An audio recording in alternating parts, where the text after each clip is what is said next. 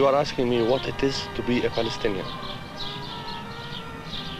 Well, I think that in very simple terms, it's a question of lack of identity. And unless, you see, this man finds a place, an anchor, he will always be the stateless, the refugee, the man without an identity and who is searching for this right, and it is a human right. To be a Palestinian is to accept the status quo of wherever you happen to be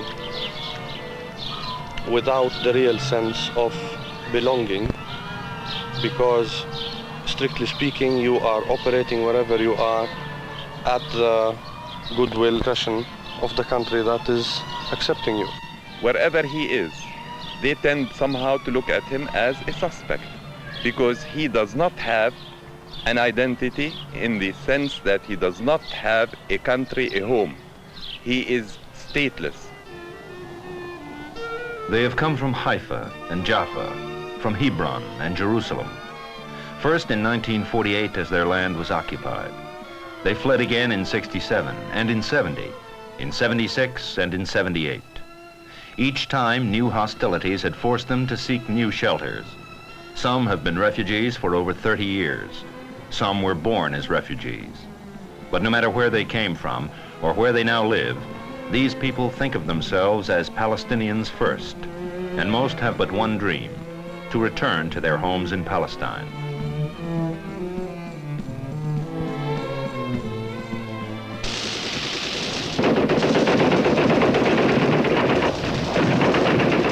Since World War II, the Middle East has been the scene of continuous violence.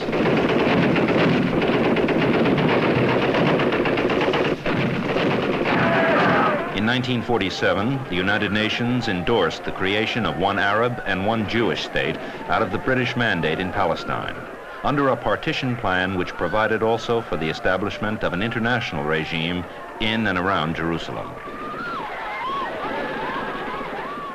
Israel was established in 1948, but the Palestinian Arab state never came into being. Since then, there have been 4 full-scale wars, all threats to world peace. Territorial limits kept moving back and forth, and between and around, during times referred to as no war, no peace. Thousands of people from all sides who fell victims to endless attacks and counterattacks. We could very well, indeed, find a way to coexist in Palestine with an Israel. But you see, we must get guarantees that this Israel will not expand, because ever since the existence of Israel, it has expanded onward. And they have tried to erase our identity as Palestinians. For instance, I started out to be a Palestinian. Then in 1948, I was referred to as a refugee. Then I was referred to as a Jordanian, an Egyptian, a Lebanese, a Syrian. And on the way, I heard from Golda Meir that I do not exist. And now they call me a terrorist. Eventually, you see, these people have expanded and they have tried to erase my identity. Palestine has always been the battleground of empires as well as the meeting place for the exchange of cultures. There have been waves of people that have come into it, mostly from Arabia, which is the cradle land of all the Semitic peoples. Now, these people have intermixed throughout history. They were Arabicized in the middle of the 7th century when the Arab-Muslim invasion of Palestine took place and inhabited Palestine for the long course of history. Arab nationalists do not deny the Jewish presence of biblical times, but they point out that this was also the land of the Canaanites and the Philistines. Babylonians, Persians, and Greeks were there too at one period or another. The region was under Roman occupation at the time of Christ. The exodus of the Israelites took place soon thereafter. The fall of the Roman Empire cleared the way for Arab civilization to blossom. Then the Muslim Empire was succeeded by Ottoman rule. On the eastern shores of the Mediterranean, this rule was to last until World War I. The 19th century witnessed tremendous upheavals. Europe had its Industrial Revolution, but the Middle East too was seeking a new identity. After 500 years of Ottoman rule, the idea of sovereignty had begun to revive, and many Palestinians and other Arabs launched independence movements. Since the Crusades, 3 religions had coexisted fairly peacefully in Palestine, but by the 1890s, new colonies of Jewish immigrants started to appear. The pogroms the Jews had had to endure in Europe had fostered Zionism, a doctrine calling for regroupment of the Jews in a land to be called the Land of Israel.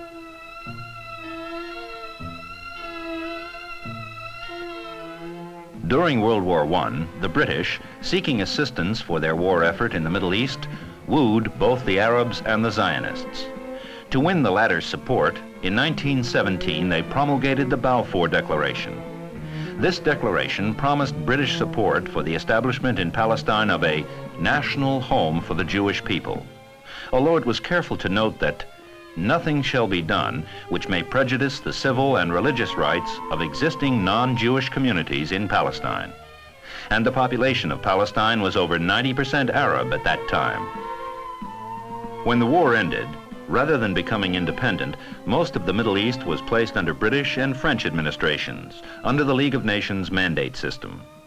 The League's covenant provided that such territories were heading for eventual self-determination and independence.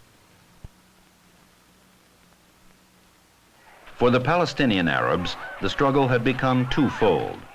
They wanted termination of the mandate and repeal of the Balfour Declaration, since the establishment of a Jewish homeland meant increased immigration by Jews and appropriation by them of lands the Palestinians had owned, inhabited, and cultivated for generations. The period between the 2 world wars witnessed a series of Palestinian demonstrations, protests, and rebellions.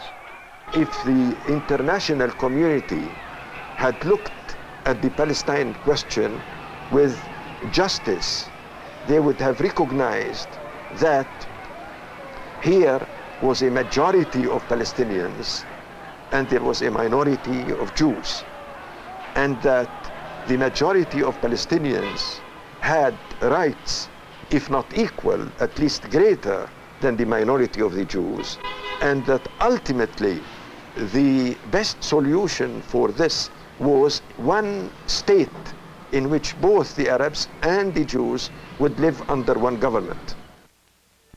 But there was not to be such a state. In 1947, Britain placed the question of Palestine before the United Nations. On the 29th of November, a vote was taken to partition the area. There was to be one Jewish and one Arab state. For the Jews, most of them scarred for life from years of Nazi atrocities in Europe, this was cause for joyful celebration. But to the Arabs, any partition which granted 56% of the land to 32% of the population was unacceptable. Fighting and skirmishes continued.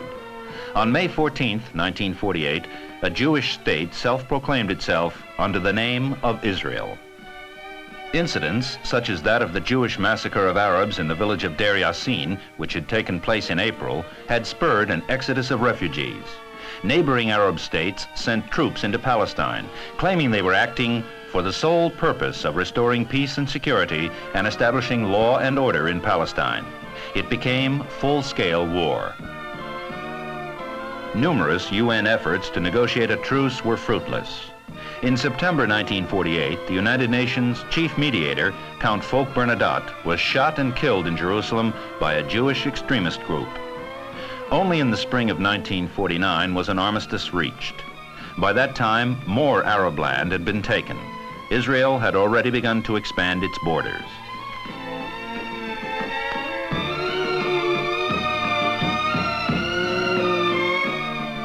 The main effect on the population was to create a great deal of panic and fear. The population, for the most part, was unarmed. They were confronting a well-organized and well-armed invasion. As a result, when the events like the massacre of Deir Yassin in April of 1948 occurred, panic spread through the population, a population which was in 1947 and then continuing into the spring of 1948 was not well organized and had no political center to it. As a result, the principle and the main impulse of people was to run, to get as far away from the fighting, from the terror as possible.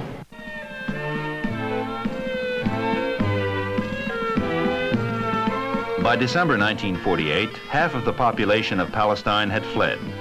The following year, the United Nations established UNRWA, the UN Relief and Works Agency for Palestine Refugees. The agency's mandate: to provide registered refugees, wherever they may live, with food rations and shelter, health care and basic education, enlisting the collaboration of host nations. It was to be, and still is, financed from voluntary contributions. When work got underway, an estimated 500,000 people were getting UNRWA's help. By 1978, the figure had increased to 1,760,000 Palestinians registered to receive care.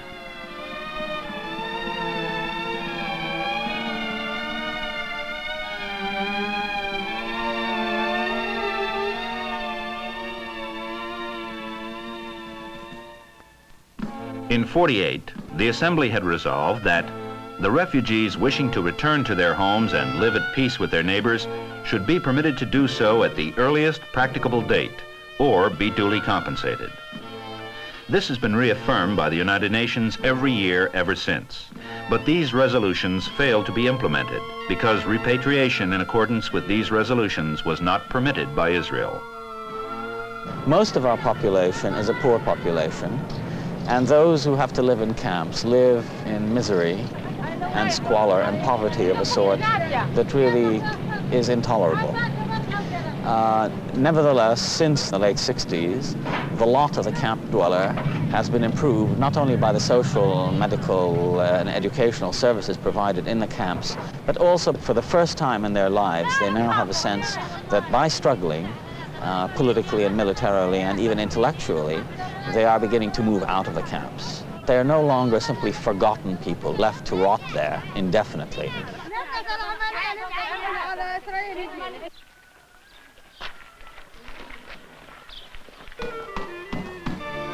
I am a human being. If the world wants me to abide by the morality of humanity, then they must treat me as a human being.